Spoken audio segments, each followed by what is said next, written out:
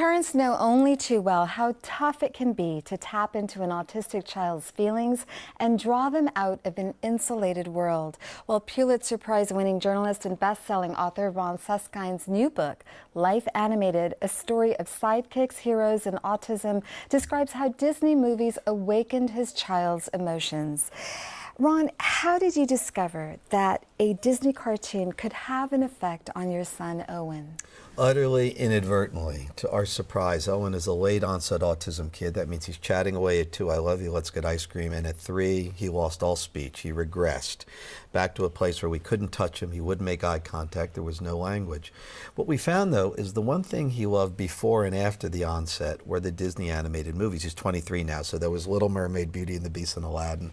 He watched them with peculiar intensity. It seemed to be the only thing that settled him. Well, after a few years, we realized that he seemed to have memorized them as sound alone, and that if you threw a line at him, he'd throw you back the next line in the voice of the character. At which point we said, oh my, well, the only way we can communicate is in Disney dialogue.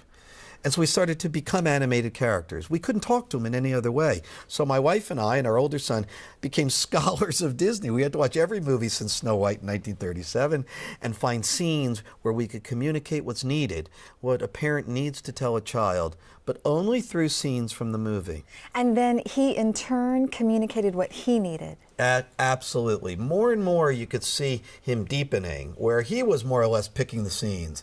This is the one I want to do now, because through that he could emote, he could show himself, because in a way he was discovering himself through these iconic narratives. Of course, people have been telling ourselves these stories, Beauty and the Beast, Snow White, since the dawn of time. The Kenyans have one and the Indonesians too. So what he did, he turned into someone who sees what Joseph Campbell used to write by default. He had to live on myth, fable, and legend almost exclusively because he couldn't understand speech. This was too much sensory input for him, and we grew together. So how are autism researchers and therapists using what you discovered with Owen? Well, interestingly, these affinities are widely known in autism. Every kid's got a special affinity. Now, they're seen mostly as obsessions for decades. More prison, get the kid to stop doing that. It could be anime, it could be Thomas the Tank, it could be maps, it could be Disney. What we found is trying to wean him off of it didn't work. And after a while, we said we just got to go with it. And as we did, the more and more, the deeper he led us in, to the point we got into a great underground cavern with him and said, my goodness, well, this is navigation equipment, and that's a symbolic speech. And eventually, he and we together built a vehicle that moved him into the wider world together. Now researchers at MIT, at Yale, at Cambridge University are for the first time studying these affinities as pathway rather than prison. The idea is this: if you have one of these kids lock onto their affinity, put them in the fMRI machine, what you can see are hidden and compensatory capabilities that are otherwise hidden.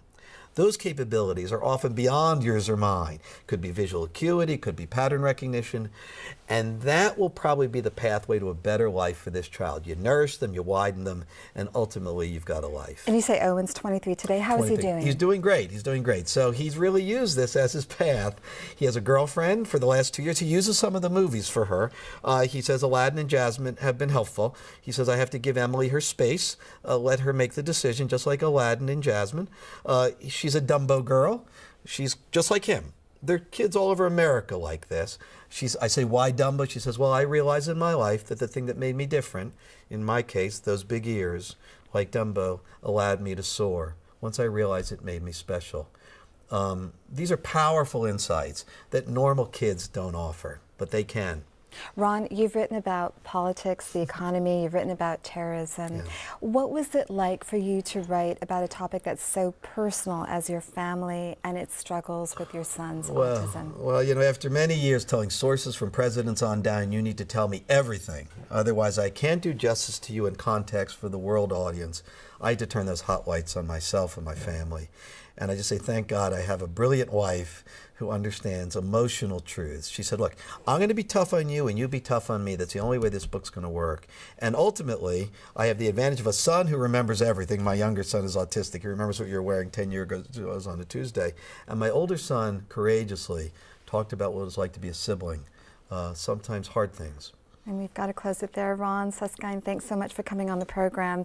I want to let our viewers know you'll be back in town October 17th for an event at the California Center for the Arts in Escondido. We have more information on our webpage at kpbs.org. It'll be a great night, great celebration. Thank you.